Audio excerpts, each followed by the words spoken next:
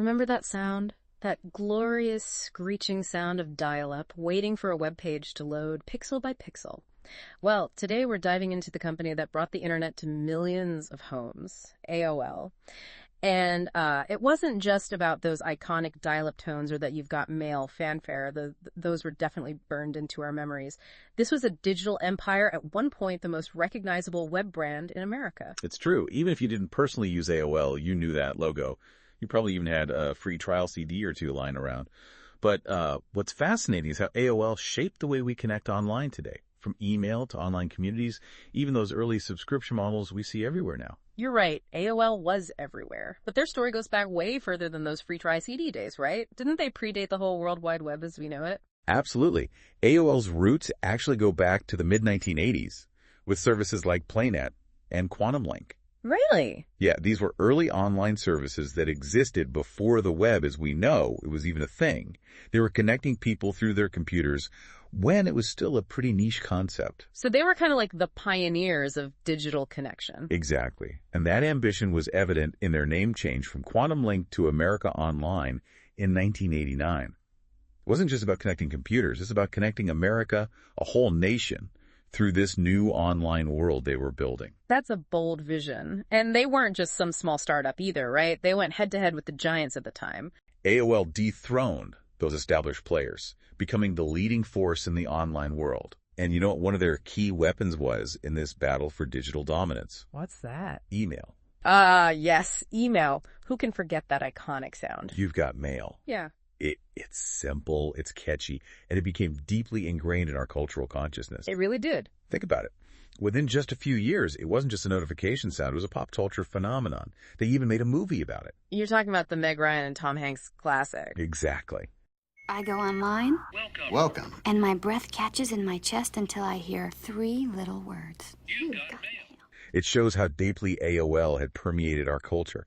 But beyond the catchiness, there's a strategic reason why that phrase and that sound became so ubiquitous. AOL understood that computers were still relatively new to most homes. The internet was this vast, intimidating unknown for many people. So they made it user-friendly, approachable. Yeah, precisely. They took this complex technology and made it accessible to the everyday person. And that approach, that focus on user experience, extended far beyond just email. Let's talk about AIM, AOL Instant Messenger. Okay, AIM Instant Messenger. Now there's a blast from the past. I can practically hear the keyboard clicks and see those away messages with song lyrics. Didn't everyone have an embarrassing screen name back then? Oh, absolutely. AIM was a phenomenon. Yeah. And those screen names were our first forays into online identity. It was a way to express yourself, be creative, and connect with others, all under the cloak of anonymity. Which is so different from how we approach online identity today, right?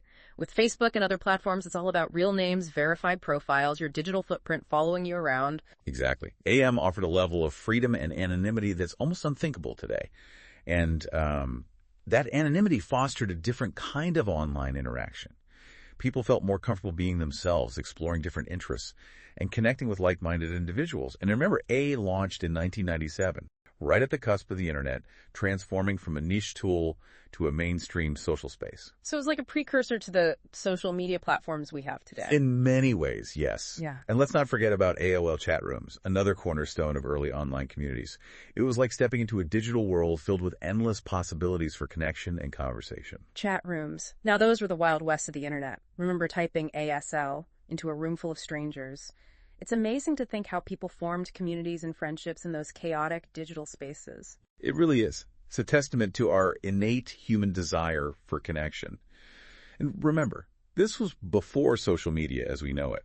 For many, AOL chat rooms were their first experience with online communities. Right. They offered a sense of belonging, a place to connect with people who shared your interests, whether it was a love for a particular band, a hobby, or even just a desire to chat with someone new. It's easy to forget how revolutionary that was at the time, but all this talk about community and connection, let's not forget that AOL was a business, and a pretty savvy one at that. Absolutely. Yeah. AOL's business model was revolutionary for its time.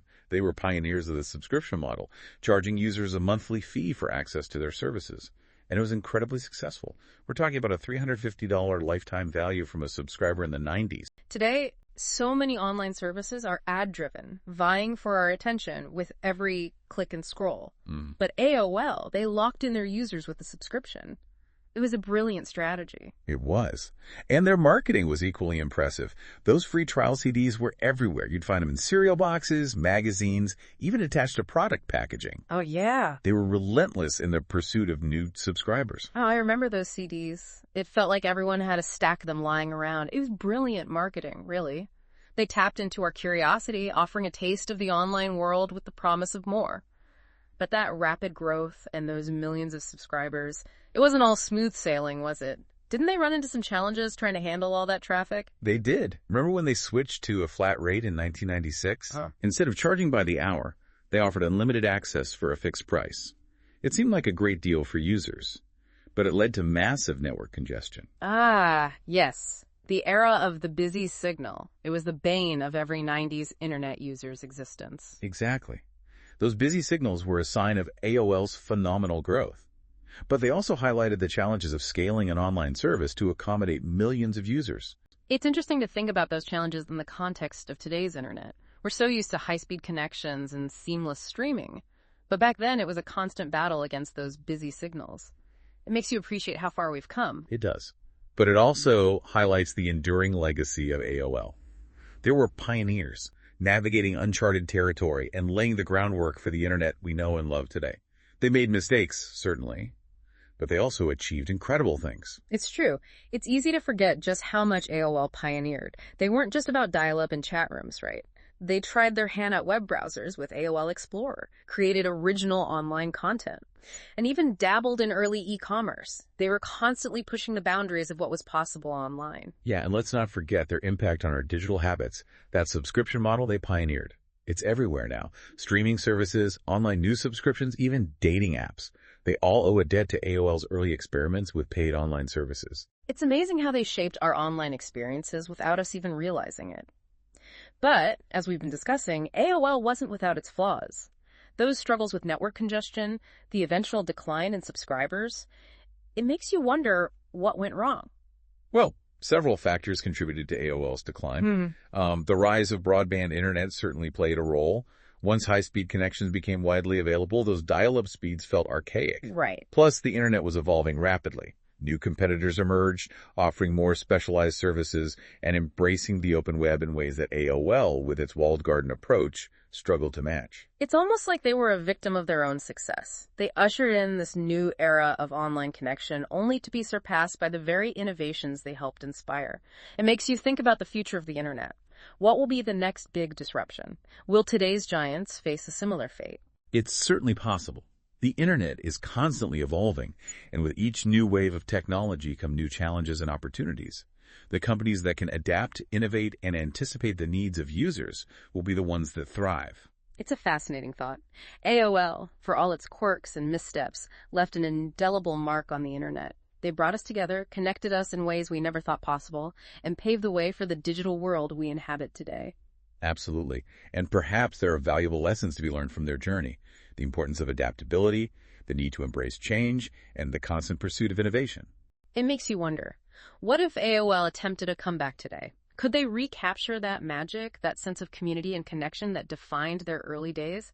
It's a question worth pondering. One thing's for sure, the story of AOL is far from over. It continues to resonate, offering insights and sparking conversations about the past, present, and future of our digital lives. Well said. Listeners, we hope this deep dive into the world of AOL has sparked your curiosity and left you with some food for thought. Until next time, keep exploring, keep connecting, and maybe dust off that old "You've Got Mail" notification sound just for nostalgia's sake. Goodbye.